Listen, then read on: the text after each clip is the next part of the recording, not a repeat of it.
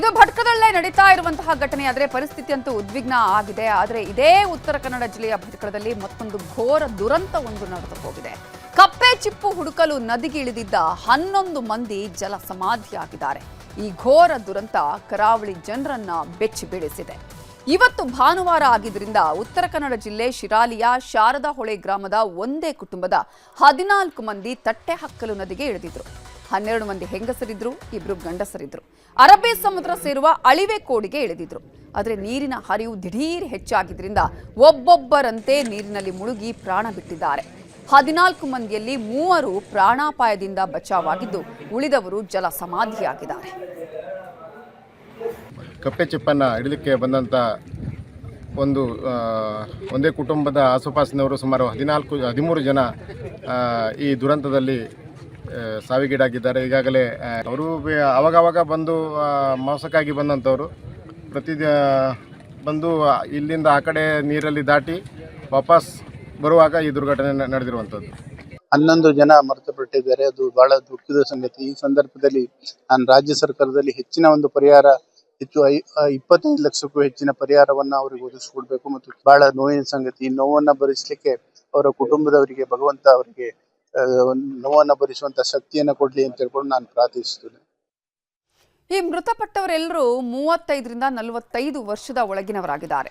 ಲಕ್ಷ್ಮೀ ಮಾದೇವ ನಾಯ್ಕ, ಲಕ್ಷ್ಮೀ ಮಹಾದೇವ ನಾಯ್ಕ, ಲಕ್ಷ್ಮೀ ಶಿವರಾಮ್ ನಾಯ್ಕ, ಉಮೇಶ್ ಮಂಜುನಾಥ್ ನಾಯ್ಕ, ಮಾಸ್ತಮ್ಮ ಮಂಜುನಾಥ್ ನಾಯ್ಕ, ಲಕ್ಷ್ಮೀ ಅಣ್ಣಪ್ಪ ನಾಯ್ಕ, ಜ್ಯೋತಿ ನಾಗಪ್ಪ ನಾಯ್ಕ, ಮಾಲತಿ ಜಟ್ಟಪ್ಪ ನಾಯ್ಕ, ಮಾದೇವ ಜಟ್ಟಪ್ಪ ನಾಯ್ಕ, ಮಂಜಮ್ಮ ಗೊತ್ತಾ ನಾಯ್ಕ ಹಾಗೂ ನಾಗರತ್ನ ಪರಮೇಶ್ವರ್ ನಾಯ್ಕ ಅನ್ನುವರು ಸಾವನ್ನಪ್ಪಿದ್ದಾರೆ. ಸ್ಥಳದಲ್ಲಿ ಸಂಬಂಧಿಕರ ಆಕ್ರಂದನ ಮುಗಿಲು ಮುಟ್ಟಿತ್ತು. ಸ್ಥಳಕ್ಕೆ ಎಸ್ಪಿ, ಡಿಸಿ ಭೇಟಿ ಕೊಟ್ಟು ಸಾಂತ್ವನ ಹೇಳಿದರು.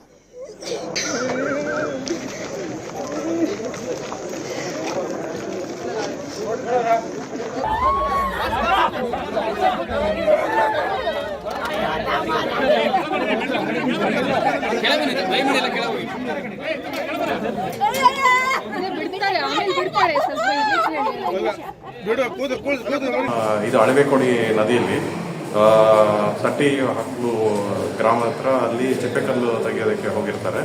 ಇದರಲ್ಲಿ ಸಡನ್ನಾಗಿ ಅಲ್ಲಿ ನೀರು ಜಾಸ್ತಿಯಾಗಿ ಲೋ ಟೈಡಿಂದ ಅದು ನೀರು ಜಾಸ್ತಿ ಆಗಿ ಇದರಲ್ಲಿ ಮೃತಪಟ್ಟಿರ್ತಾರೆ. 3 ಜನ ಇವಾಗ ಸೀರಿಯಸ್ ಆಗಿ ಅವರನ್ನ ಇವಾಗ ಮಣಿಪಾಲ್ ಹಾಸ್ಪಿಟಲ್ಗೆ ಟ್ರಾನ್ಸ್ಫರ್ ಮಾಡಿದ್ದಾರೆ. Very unfortunate incident.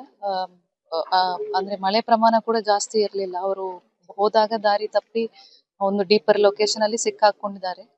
ಅಲ್ಲಿ ಒಂದು ಬೋಟ್ ಆ ಸಮಯದಲ್ಲೇ ಇತ್ತು. ಒಂದು 3 ಜನಗೆ ಅಷ್ಟೇ ಸೇವ್ ಮಾಡ್ಲಿಕ್ಕೆ ಆಗಿತ್ತು. ಸೊ ಬಾಕಿ ಜನ ಇಮಿಡಿಯೇಟ್ಲಿ ಡ್ರೌನಿಂಗ್ ಆಗಿ ಆನ್ ದ ಸ್ಪಾಟ್ ಡೆತ್ ಆಗಿದ್ದಾರೆ.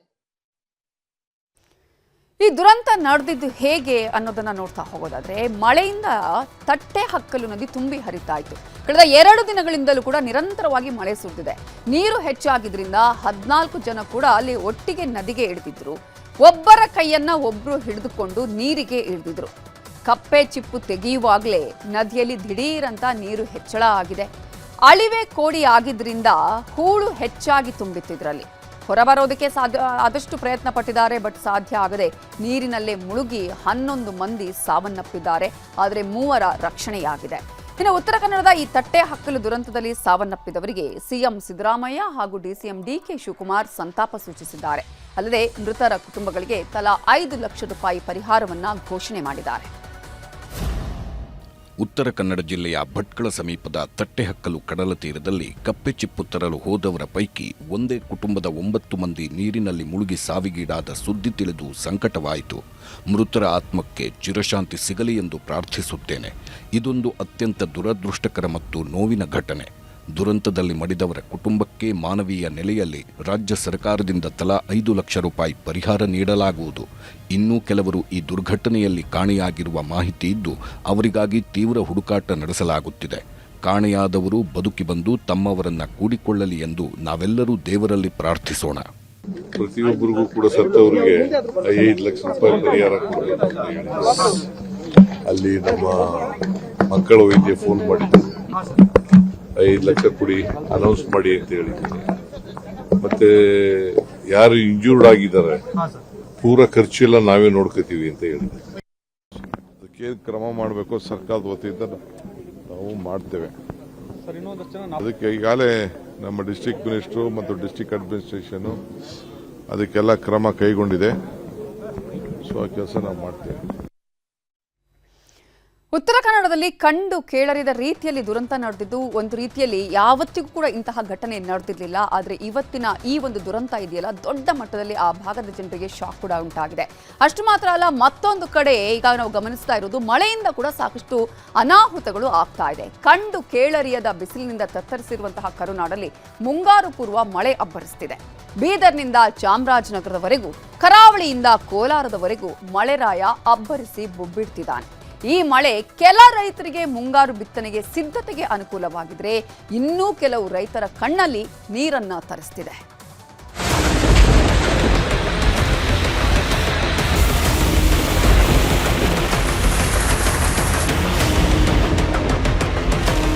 ಜನರ ಪಾಲ ತಲೆ ಸತಿನೂ ಹೊಟ್ಟೆ ಎತ್ತು ತಂದು ಹಾಕಿದ್ದೇವೆ. ಕೈಗೆ ಬಂದಿತ್ತು, ಬಾಯಿಗೆ ಬರಲಿಲ್ಲ. ಕೃತಿಕ ಮಳೆಯ ಹೊಡೆತಕ್ಕೆ ಕರುನಾಡಿನಲ್ಲಿ ಅಲ್ಲೋಲ ಕಲ್ಲೋಲವೇ ಸೃಷ್ಟಿಯಾಗ್ತಿದೆ.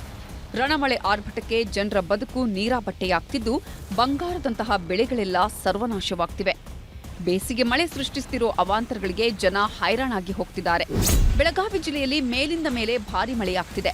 ಅಥಣಿ ಪಟ್ಟಣದಲ್ಲಿ ಸುರಿದ ಬಿರುಗಾಳಿ ಸಹಿತ ಭಾರೀ ಮಳೆಗೆ ಬೃಹತ್ ಮರವೊಂದು ಉರುಳಿ ಬಿದ್ದು ದೊಡ್ಡ ಅವಾಂತರವೇ ಸೃಷ್ಟಿಯಾಗಿದೆ. ಮರದ ಜೊತೆಗೆ 2 ವಿದ್ಯುತ್ ಕಂಬಗಳು ಸಹ ಬಿದ್ದು ಐಬಿ ಪ್ರದೇಶದಲ್ಲಿನ ವಿದ್ಯುತ್ ಸಂಪರ್ಕ ಕಟ್ ಆಗಿದೆ. ಅಲ್ಲದೆ ಕೆಲಕಾಲ ಐನಾಪುರ ರಸ್ತೆ ಸಂಚಾರವೂ ಸ್ಥಗಿತಗೊಂಡಿತ್ತು.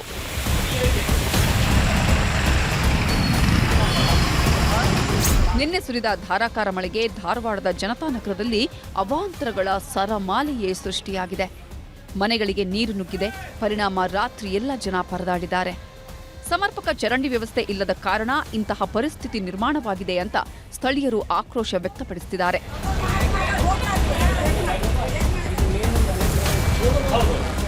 ಕೊಪ್ಪಳ ಜಿಲ್ಲೆಯಲ್ಲಿ ಸುರಿತಿರೋ ಮಳೆಗೆ ಜನ ತತ್ತರಿಸಿ ಹೋಗಿದ್ದಾರೆ. ಗಾಳಿ ಮಳೆಗೆ ಜನರ ಬದುಕು ಬೀದಿಗೆ ಬೀಳ್ತಿದ್ದು, ಇರಕಲ್ಗಡ ಗ್ರಾಮದಲ್ಲಿ ಬಸ್ ಸ್ಟ್ಯಾಂಡ್ ದಿಕ್ಕಾಪಾಲಾಗಿದೆ. ಮೇಲ್ಛಾವಣಿಯ ಕಬ್ಬಿಣದ ಕಂಬ ಕಿತ್ತು ಹೋದ ಪರಿಣಾಮ ಪಕ್ಕದಲ್ಲೇ ಇದ್ದ ಮನೆ ಮೇಲೆ ಬಿದ್ದಿದೆ. ಹೀಗಾಗಿ ಮನೆಯ ಕಿಟಕಿ ಗಾಜುಗಳೆಲ್ಲ ಪುಡಿಪುಡಿಯಾಗಿದೆ. ಅದೃಷ್ಟವಶಾತ್ ಯಾವುದೇ ಪ್ರಾಣಾಪಾಯ ಸಂಭವಿಸಿಲ್ಲ.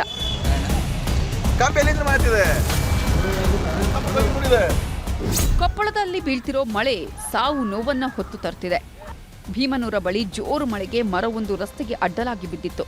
ಇದೇ ರಸ್ತೆಯಲ್ಲಿ ಬೈಕಲ್ ಬರ್ತಿದ್ದ ಕಾಮನೂರಿನ ಕಿರಣ್ ಕಂಟ್ರೋಲ್ ಸಿಗದೆ ಡಿಕ್ಕಿ ಹೊಡೆದಿದ್ದಾನೆ.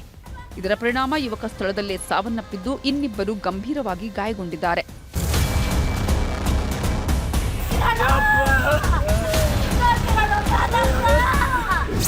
ಮಹಾಮಳೆ ಹೊಡೆತಕ್ಕೆ ಮನೆ ಮಠಗಳೆಲ್ಲ ದಿಕ್ಕಾಪಾಲಾಗ್ತಿದೆ. ರಾಯರ ಸನ್ನಿಧಿ ಮಂತ್ರಾಲಯದಲ್ಲೂ ಕೃತಿಕ ಮಳೆ ದೊಡ್ಡ ಅವಾಂತರವನ್ನೇ ಸೃಷ್ಟಿಸಿದೆ. ವೀಕೆಂಡ್ ಆಗಿದ್ದ ಕಾರಣ ರಾಯರ ದರ್ಶನಕ್ಕೆ ಭಕ್ತರ ದಂಡೆ ಹರಿದು ಬರ್ತಿದೆ. ಆದರೆ ಭಾರೀ ಮಳೆಯಾಗ್ತಿರೋ ಪರಿಣಾಮ ಭಕ್ತರು ಪರದಾಡಿದ್ದು, ಮಠದ ಪ್ರಾಂಗಣದಲ್ಲೆಲ್ಲ ನೀರು ತುಂಬಿದೆ. ಹೀಗಾಗಿ ಭಕ್ತರ ನೆರವಿಗೆ ಆಗಮಿಸಿದ ಸುಬುಧೇಂದ್ರ ತೀರ್ಥ ಸ್ವಾಮೀಜಿಗಳು ಪರ್ಯಾಯ ವ್ಯವಸ್ಥೆ ಕಲ್ಪಿಸಿದ್ದಾರೆ. ಮಳೆ ಜೊತೆ ಸಿಡಿಲ ಅಬ್ಬರವೂ ಜೋರಾಗಿದೆ. ರಾಯಚೂರು ಜಿಲ್ಲೆಯಾದ್ಯಂತ ಗುಡುಗು ಸಿಡಿಲಿನ ಮಳೆ ಅಬ್ಬರಿಸಿದ್ದು, ಮುಕ್ಕಲಗುಡ್ಡ ತಾಂಡಾದಲ್ಲಿ ಸಿಡಿಲ ಹೊಡೆತಕ್ಕೆ ತೆಂಗಿನ ಮರ ಸುಟ್ಟು ಕರಕಲಾಗಿದೆ.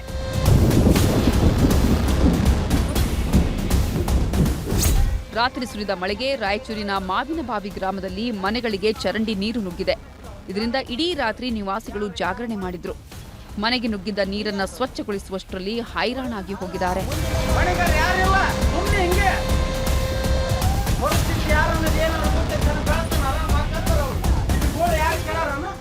ಈ ಬಾರಿ ಅನ್ನದಾತರ ಗೋಳು ಹೇಳತೀರದಾಗಿದೆ.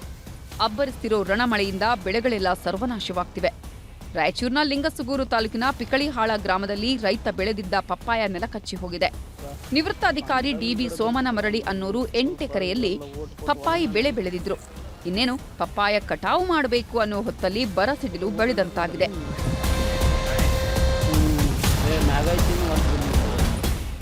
ಯಾದಗಿರಿಯಲ್ಲೂ ಭಾರೀ ಮಳೆಯಾಗ್ತಿದ್ದು, ಬೃಹತ್ ಮರಗಳು ಧರೆಗುರುಳಿವೆ. ಹೊನಗೇರ ಬೆಳಗೇರ ಸಂಪರ್ಕಿಸುವ ರಸ್ತೆಯಲ್ಲಿ ಮರಗಳು ಬಿದ್ದಿದ್ದರಿಂದ ಕೆಲ ಕಾಲ ಸಂಚಾರ ವ್ಯವಸ್ಥೆ ಸ್ಥಗಿತಗೊಂಡಿತ್ತು. ಹೀಗಾಗಿ ಕಾಲ್ನಡಿಗೆಯಲ್ಲೇ ಜನ ಪಯಣ ಬೆಳೆಸಿದ್ದಾರೆ.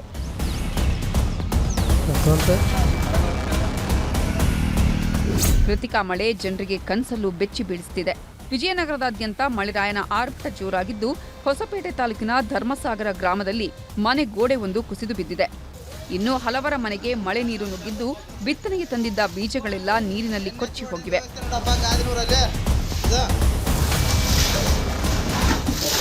ಪೂರ್ವ ಮುಂಗಾರು ಮಳೆ ಅನ್ನದಾತರ ಬದುಕನ್ನ ಹಿಂಡಿ ಹಿಪ್ಪೆ ಮಾಡ್ತಿದೆ. ಬಿಟ್ಟು ಬಿಡದೆ ಸುರಿತಿರೋ ಮಳೆಯಿಂದ ದಾವಣಗೆರೆ ಜಿಲ್ಲೆಯಾದ್ಯಂತ ಅನ್ನದಾತರ ಬದುಕು ನೀರಾಬಟ್ಟೆಯಾಗಿದೆ. ವರುಣನ ಆರ್ಭಟಕ್ಕೆ ಹರಿಹರ ತಾಲೂಕಿನಲ್ಲೇ 500 ಎಕರೆಗೂ ಅಧಿಕ ಭತ್ತದ ಬೆಳೆ ಸರ್ವನಾಶವಾಗಿದೆ. ಕೆಲವರು ಬಂಗಾರ ಅಡವಿಟ್ಟು ಭತ್ತದ ಬೆಳೆ ಬೆಳೆದರೆ ಇನ್ನು ಕೆಲವರು ಸಾಲ ಸೋಲ ಮಾಡಿಕೊಂಡಿದ್ರು. ಆದ್ರೀಗ ಭತ್ತದ ಬೆಳೆ ನೆಲಕಚ್ಚಿದ್ದು ರೈತರು ಕಣ್ಣೀರಿಡ್ತಿದ್ದಾರೆ. ನಾವು ಸಾಲ ಸೋಲ ಮಾಡಿ ಬಂಗಾರ ಅವು ಎಲ್ಲ ಒತ್ತೆ ಇಟ್ಟು ಸಾಲ ಸೋಲ ಮಾಡಿ ಇದನ್ನು ಮಾಡಿದ್ದೀವಿ. ಸರ್ಕಾರ ನೋಡಿದ್ರೆ 6,000 ರೂಪಾಯಿ ಕೊಡ್ತೈತಿ. 6,000 ಪರಿಹಾರದಾಗ ಏನು ಬರ್ತೈತಿ? ಈಗ ಹೆಂಡ್ರ ಕೊಳ ತಲೆ ಸತಿನೂ ಒತ್ತೆ ಇಟ್ಟು ತಂದು ಹಾಕಿದ್ದೇವೆ. ಏನು ಪರಿಹಾರ ಮಾಡ್ತೀರಿ ಮಾಡ್ರಿ. ನೀವು ಭತ್ತ ನೋಡಿ ರೇಟ್ ಇಲ್ಲ, ಗೊಬ್ಬರ ಔಷಧಿ ಎಲ್ಲ ವಿಪರೀತ ರೇಟ್ ಮಾಡ್ತಾರ. ಎಲ್ಲ ನೆಲ ಕಚ್ಚಿ ಹೋಗ್ಬಿಟ್ಟತೆ. ಈಗ ನಾವು ಬಡವ್ರ ಬಗ್ಗೆ ಏನು ಮಾಡ್ಬೇಕು? ಹೊಲ ಇಟ್ಕೊಂಡವ್ರು. ಚಿಕ್ಕಬಳ್ಳಾಪುರ ಅಂದ್ರೆ ಮೊದಲೇ ಬರದ ನಾಡು. ಹೀಗಾಗಿ ಅಲ್ಪ ಸ್ವಲ್ಪ ನೀರಲ್ಲೇ ಕಷ್ಟಪಟ್ಟು ಬೆಳೆ ಬೆಳೆದಿದ್ರು. ಆದ್ರೀಗ ಇದ್ದಕ್ಕಿದ್ದಂತೆ ಸುರಿದ ಅಕಾಲಿಕ ಮಳೆ ಅನ್ನದಾತರ ಬದುಕಿಗೆ ಬರೆ ಎಳೆದಿದೆ. ಗೌರಿಬಿದನೂರು ತಾಲೂಕಿನ ನಾಮಗೊಂಡ್ಲು ಗ್ರಾಮದಲ್ಲಿ ಸುರಿದ ಆಲಿಕಲ್ಲು ಮಳೆಗೆ 2.5 ಎಕರೆ ಪ್ರದೇಶದ ಟೊಮ್ಯಾಟೊ ಬೆಳೆ ನೆಲಕಚ್ಚಿದೆ. ಇನ್ನೇನು ಕೆಲವೇ ದಿನಗಳಲ್ಲಿ ಕಟಾವು ಮಾಡಬೇಕಿತ್ತು. ಅಷ್ಟರಲ್ಲೇ ಎಲ್ಲ ಸರ್ವನಾಶವಾಗಿದೆ. ನಾನು ಒಂದು 2.5 ಎಕರೆಗೆ ಟೊಮೆಟೊ ಹಾಕಿದ್ದೆ. ರಾತ್ರಿ ಇದ್ದಕ್ಕಿದ್ದಂಗೆ ಮಳೆ ಬಂದು ಗಾಳಿ ಜಾಸ್ತಿಯಾಗಿ ಎಲ್ಲ ಹಾಳಾಗಿದೆ. ಇವಾಗ ಕೈಗೆ ಬಂದಿತ್ತು, ಬಾಯಿಗೆ ಬರಲಿಲ್ಲ. ಒಂದು 15ರಿಂದ 20 ಲಕ್ಷ ನಂಗೆ ಲಾಸ್ ಆಗಿದೆ. ಮಳೆಗಾಲ ಶುರುವಾದ್ರೆ ಉತ್ತರ ಕನ್ನಡ ಜಿಲ್ಲೆಯ ಜನರ ಗೋಳು ಹೇಳತೀರದಂತಾಗಿರುತ್ತೆ. ಮಹಾಮಳೆಗೆ ರಸ್ತೆಗಳೆಲ್ಲ ಕೊಚ್ಚಿ ಹೋಗೋದಕ್ಕೆ ಶುರುವಾಗ್ತವೆ. ನಿರಂತರವಾಗಿ ಸುರಿದ ಮಳೆಗೆ ಗಣೇಶ ನಗರದ 2ನೇ ವಾರ್ಡಿನಲ್ಲಿ ರಸ್ತೆ ಕುಸಿದಿದ್ದು ಓಮ್ನಿ ಕಾರೊಂದು ಸಿಲುಕಿಕೊಂಡಿತ್ತು. 2 ತಿಂಗಳ ಹಿಂದಷ್ಟೇ ತಡೆಗೋಡೆ ನಿರ್ಮಿಸಿ ರಸ್ತೆ ಮೇಲೆ ಮಣ್ಣು ಹಾಕಿದ್ರು. ಆದ್ರೀಗ ಎಲ್ಲ ಕೊಚ್ಚಿ ಹೋಗಿದೆ.